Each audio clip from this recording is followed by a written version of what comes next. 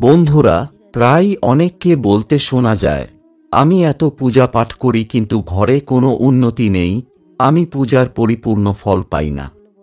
এই ভিডিওতে আমরা তার কারণ ব্যাখ্যা করতে যাচ্ছি। আসলে জেনে বুঝে কিছু মানুষ পুজোর সময় অনেক ভুল করে থাকে, যার কারণে পুজোর ফল না পাওয়ায় পুজো অসম্পূর্ণ থেকে যায়। এমতাবস্থায় ভুল পদ্ধতি ও নিয়ম মেনে পূজা করলে বিরূপ প্রভাব পড়তে পারে। আসুন জেনে নিই বাড়ি ও মন্দিরে পূজা করার সঠিক নিয়ম। তবে তার আগে আপনিও যদি চান মাতা লক্ষ্মীর আশীর্বাদ সবসময় আপনার উপর থাকে, তাহলে এই ভিডিওতে একটি লাইক দিন এবং কমেন্ট বক্সে জয় মাতা লক্ষ্মী অবশ্যই লিখুন। ১. কোনো দেবী বা দেবতার পূজা করার আগে স্নান করা উচিত। স্নান শেষে শান্ত মনে ভগবানের সামনে আসনে বসুন। দাঁড়িয়ে পূজা করা উচিত নয় এবং খালি মেঝেতে বসে পূজা করাও উচিত নয়। কেউ কেউ পূজা করার সময় মাটিতে বসে যায়, যা একেবারেই ভুল। আপনি ভগবানকে যেভাবে বসার জন্য আসন দিয়েছেন, ঠিক সেভাবে নিজেকেও আসনে বসতে হবে। শাস্ত্রে পাঠ ও কুশের আসনকে পূজার জন্য সবচেয়ে শুভ বলে মনে করা হয়েছে। ২. মনে রাখবেন, পূজার স্থান যেন ঘরের মেঝে থেকে একটু উপরে থাকে। কারণ ঈশ্বর অতুলনীয় এবং মহান, তাই তাকে আপনার সমকক্ষে রেখে পূজা করা উচিত নয়। পূজার জন্য একটি চৌকি বা মেঝে থেকে উঁচু স্থানে ঈশ্বরকে স্থাপন করুন। এছাড়া পূজা ঘরে দেবদেবীর মূর্তি কখনই দেয়াল ঘেঁষে রাখা উচিত নয়। পূজা করার সময় আপনার মুখ কেবল উত্তর বা পূর্ব দিকে হওয়া উচিত। বাড়িতে বা যে কোনো মন্দিরে পুজো শেষ করার পর নিজের ভুলের জন্য ঈশ্বরের কাছে ক্ষমা চাইতে হবে। এর মাধ্যমে ঈশ্বর আপনার জ্ঞাতসারে বা অজান্তে করা ভুলগুলো ক্ষমা করে দেন এবং আশীর্বাদ দান করেন। ৩. পূজার ঘর বাড়ির উত্তর পূর্ব কোণে হওয়া সবচেয়ে ভালো। পূজা ঘরে কোনো এক দেবী বা দেবতার একাধিক মূর্তি বা ছবি রাখা উচিত নয়। বাড়ির মন্দিরে যে কোনো ঈশ্বরের মূর্তি ৯ ইঞ্চি বা ২২ সেন্টিমিটারের চেয়ে ছোট হওয়া উচিত। এর চেয়ে বড় মূর্তি বাড়িতে রাখা শুভ বলে মনে করা হয় না। বড় মূর্তি মন্দিরে রাখতে হবে। আপনার শোবার ঘরে কখনই পূজার ঘর স্থাপন করবেন না। আর কোনো উপায় না থাকলে পূজা ঘরটি রাতে পর্দা দিয়ে ঢেকে রাখুন। পূজা ঘরে ব্যবহৃত সমস্ত জিনিস, যেমন শঙ্খ, ঘণ্টা, প্রসাদের পাত্র, প্রদীপ, শিবলিঙ্গ এবং ভগবান শালিগ্রাম পরিষ্কার কাপড়ের উপর রাখতে হবে। আপনি যদি এটি না করেন তবে আপনি প্রতিদিন পূজা করার পরেও আশানুরূপ ফল নাও পেতে পারেন। ৪. প্রায়ই মানুষ পূজা করার সময় শুধু ধূপ জ্বালায়, এটা কিন্তু ভুল। যে কোনো দেবী দেবতার পূজা করার আগে প্রদীপ জ্বালানো বাধ্যতামূলক বলে মনে করা হয়।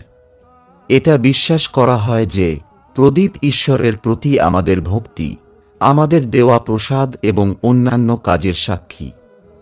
পূজার আগে প্রদীপ না জ্বালালে আপনার প্রার্থনা কখনো ঈশ্বরের কাছে পৌঁছায় না, তাই পূজার আগে সর্বদা প্রদীপ জ্বালানো উচিত।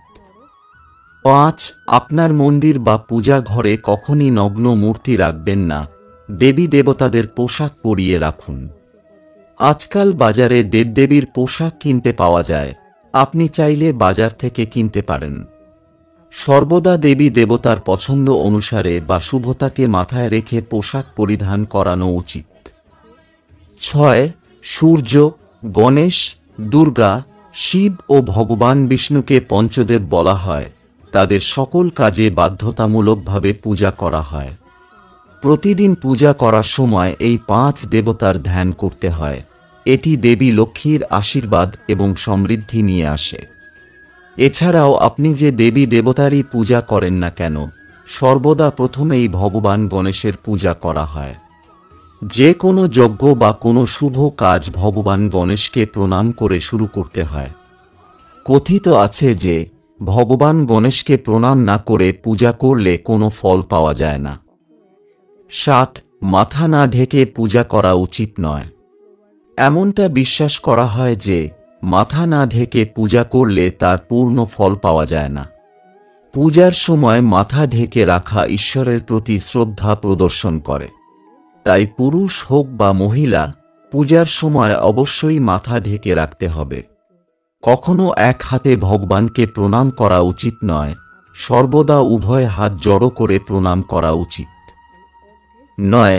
আপনি যখনই কোনো মন্দিরে পূজা দিতে যান, মন্দিরে প্রসাদ অবশ্যই পাবেন, তবে মনে রাখবেন সেই প্রসাদ শুধু মন্দিরেই খেতে হবে।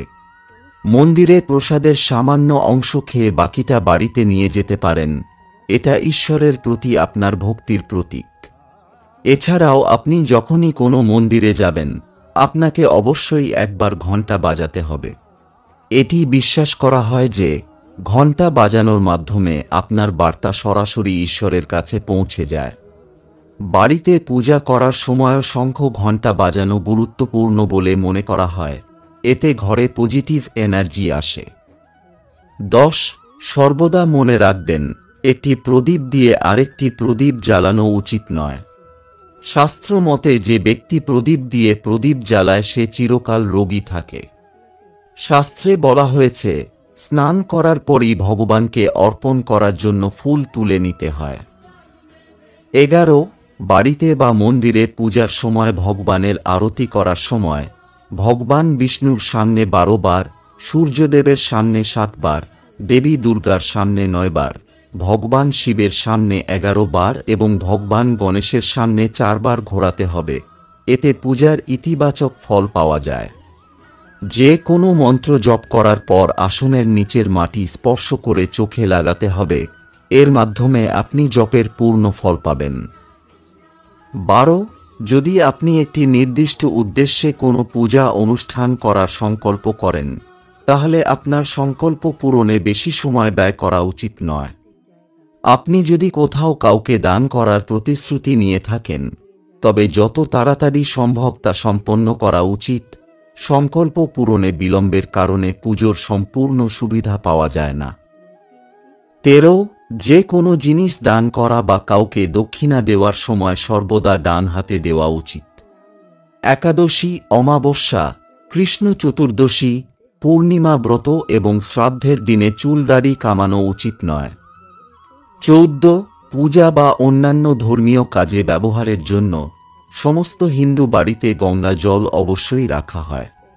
কিন্তু আপনি কি জানেন, প্লাস্টিকের বোতলে বা অ্যালুমিনিয়াম এবং লোহার মতো অশুদ্ধ ধাতু দিয়ে তৈরি কোনো পাত্রে গঙ্গার জল রাখা উচিত নয়।